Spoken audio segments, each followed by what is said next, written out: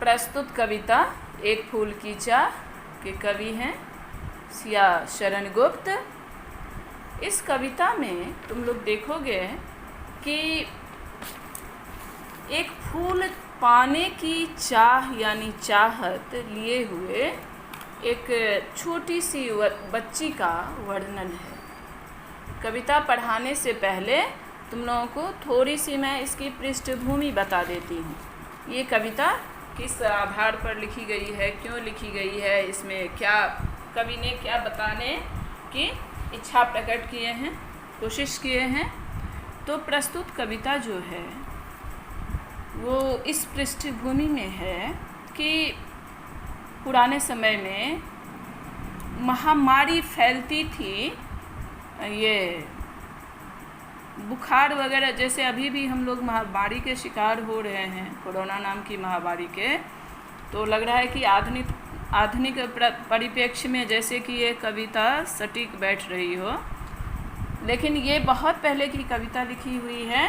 उस समय कवि जो थे वो वर्णन करने की कोशिश किए हैं कि हमारे समाज में उस समय इतनी ज़्यादा छुआछूत का अंतर था, छूत अछूत का अंतर था, अस्पृश्यता थी, ऊंच नीच की खाई थी कि सामान्यतया सामान्य वर्ग के लोग जो थे वो उस समय जो निम्न वर्ग माने जाते थे, क्योंकि देखो वर्ण व्यवस्था के आधार पर हमारे समाज का विभाजन हो चुका था।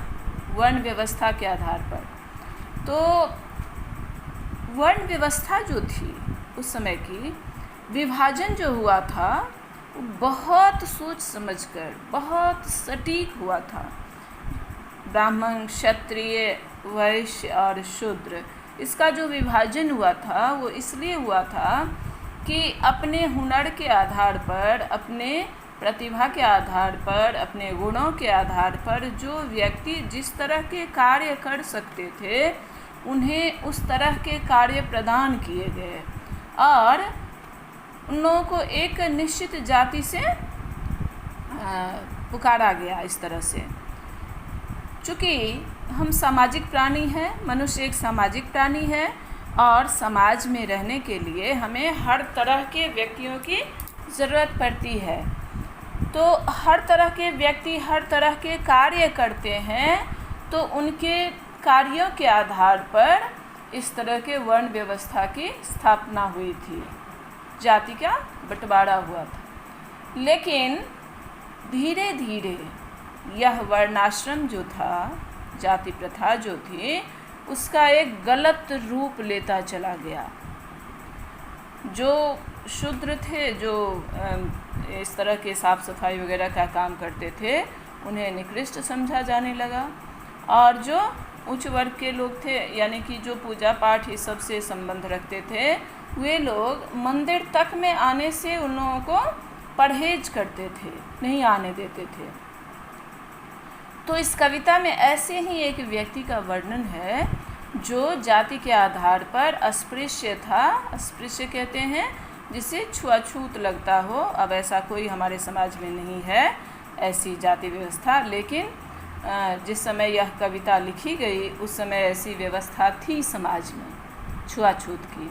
तो वैसे अस्पृश्य लोगों को मंदिर नहीं जाने दिया जाता था, मंदिर जाने की उसे मनाही रहती थी।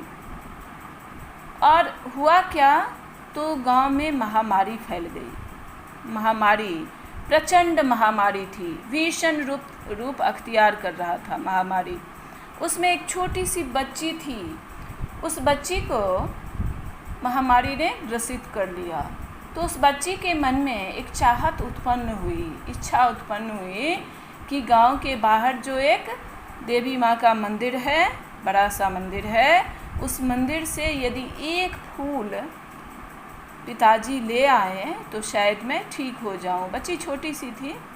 तो वही शीर्षक जो है कविता का, एक फूल की चाह, शीर्षक पूरी कविता के सारांश को यहाँ पे वर्णित कर देता है।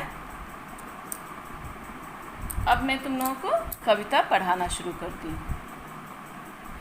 उद्वेलित कर अश्रु राशियाँ, हृदय चिताएं धधका कर महामारी प्रचंड हो फैल रही थी इधर उधर। क्षीण कंठ मृत वत्साओं का करुण रुदन दुर्दांत नितांत भरे हुए था निज कृश रव में हाहाकार अपार अशांत।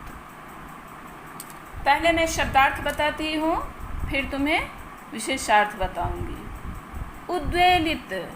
उद्वेलित का अर्थ होता है मन को बिल्कुल विचलित करने वाला।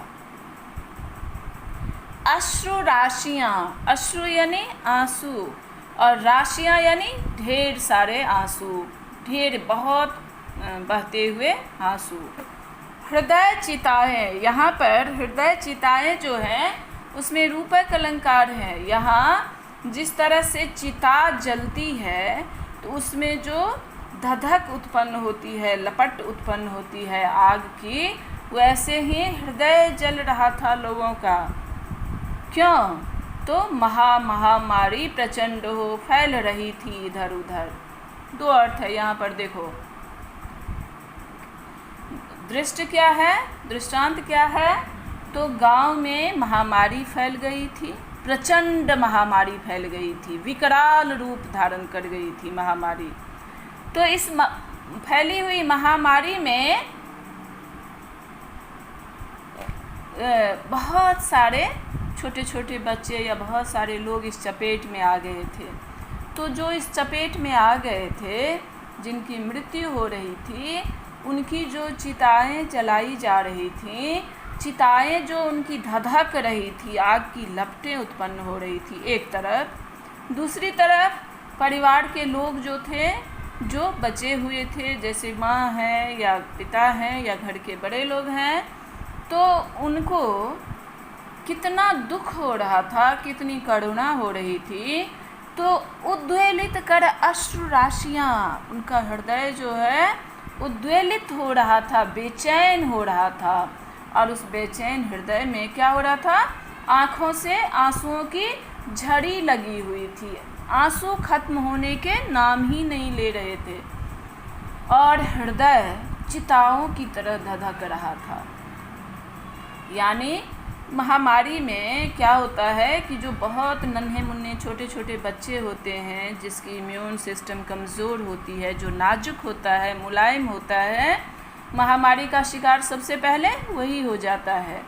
तो इस तरह छोटे छोटे बच्चे जो महामारी की चपेट में आ रहा था, तो क्या स्थिति हो गई थी समाज की? तो चारों तरफ रोने की आवाज़ आ रही थी। उद्वेलित कर अश्रु राशियाँ, हृदय चिताएं धधका कर महामारी प्रचंड हो फैल रही थी इधर उधर महामारी जो फैल रही थी, उससे लोगों के हृदय जो है चिता की तरह धधक रहा था और चिताएं भी धधक रही थी। और क्षीण कंठ मृत वत्साओं का, देखो क्षीण का मतलब होता है कमज़ोर, कंठ यानी आवाज़। मृत वत्सा, मृत यानी मरा हुआ, वत्स से वत्सा यानी मरे हुए बच्चे। तो मृत वत्सा यानी जिन माँ के बच्चे मर गए थे, उन माँओं के लिए यहाँ विशेषण का प्रयोग हुआ है मृत वत्सा। इन मृत वत्साओं के कंठ कैसे थे? तो क्षीण यानी अपने बच्चे से बिछड़ने में, बच्चे की मृत्यु के बाद रोते रोते उनकी आवाज़ बिल्कुल क्षीण हो गई थी, बिल्कुल कमज़ोर हो गई थी। करुण रुदन दुर्दांत नितांत, और उनकी रुदन जो थी वो करुणा से भरी हुई थी, पीड़ा से भरी हुई थी और दुर्दांत था, यानी कि सुनने वाले भी उस करुण रुदन को सुनकर बहुत ज़्यादा दुखी हो रहा था। भरे हुए था निज कृश रव में हाहाकार अपार अशांत।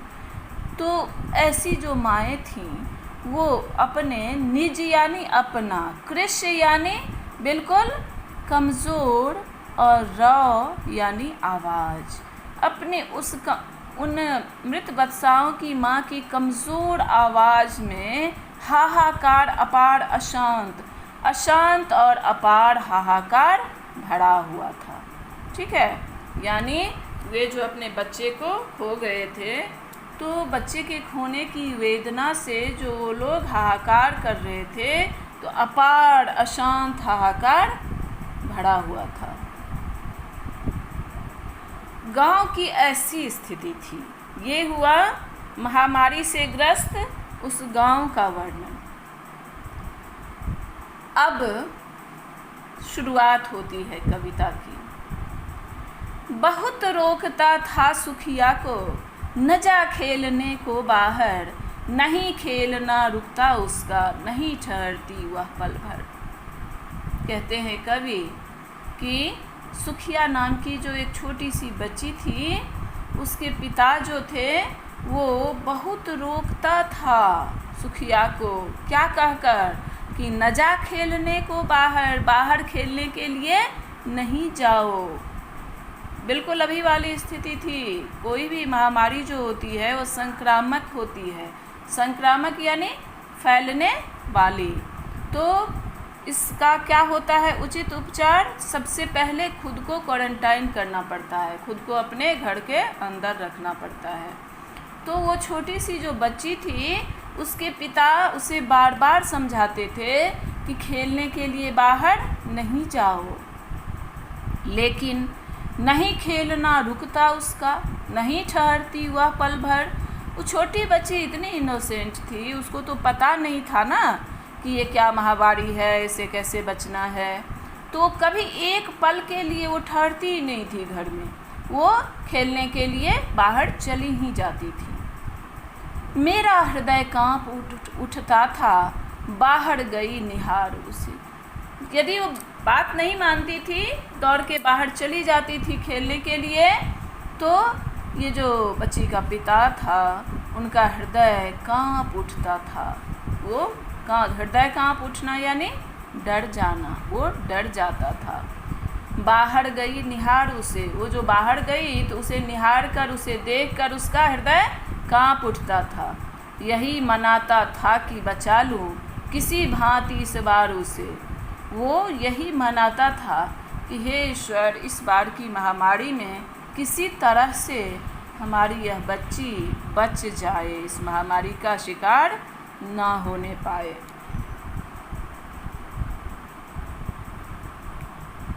क्योंकि महामारी छूत की बीमारी होती है ना। तो जैसे अभी हम लोग कोरोना से बचने के लिए क्वारंटाइन रहते हैं, बाहर निकलते हैं तो मास्क का प्रयोग करते हैं, और सबसे ज़्यादा तो अभी हम लोग घर के अंदर बैठ के ऑनलाइन पढ़ाई कर रहे हैं। इससे बड़ा तो कोई उदाहरण हो ही नहीं सकता है।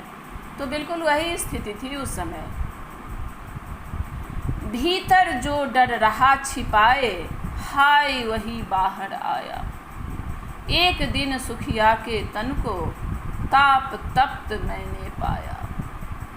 जो डर भीतर में छिपा हुआ था, जिस डर से डर रहे थे, कभी हाय कहते हैं, हाय वो डर बाहर आ गया।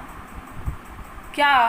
तो एक दिन सुखिया के तन को ताप तप्त मैंने पाया। एक दिन ऐसा आ गया कि सुखिया जो थी वो ताप तप्त हो गई थी, उसके शरीर में बुखार हो गया था, शरीर जलने लगा था। ज्वर में विह्वल हो बोली वह, क्या जानूं किस डर से डर। जब वो ज्वर में थी, बुखार में थी, तो ज्वर में विह्वल होकर, बिल्कुल ही संवेदनशील होकर वह बोल उठी, क्या जानूं किस डर से डर। किस डर से वो बोली पता नहीं। मुझको देवी के प्रसाद का एक फूल ही दो लाकर। वो क्या बोली? तो मुझे देवी माँ के